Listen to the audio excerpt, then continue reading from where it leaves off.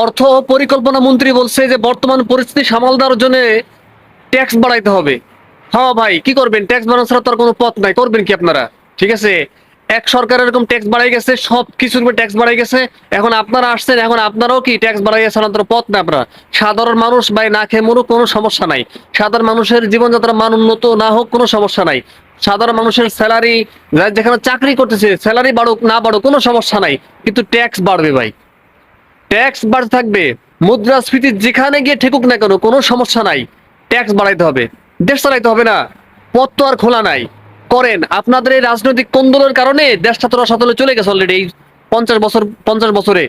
আপনাদের শুধু রাজনৈতিক মারামারি আর পিটাপিটির কারণে। ঠিক আছে, আমরা তো সবাই খালি স্বার্থান্বেষী, খালি নিজেদের পেট ভরার জন্য, নিজেদের ক্ষমতা টিকে রাখার জন্য আমরা খালি লড়ি বাংলাদেশে। মানুষের জন্য লড়ি না, দেশের জন্য লড়ি না। এই হলো অবস্থা। ঠিক আছে, তা বাড়ান ভাই, বাড়ান, বাড়াইতে থাকেন, ট্যাক্স শুধু বাড়াইতে থাকেন।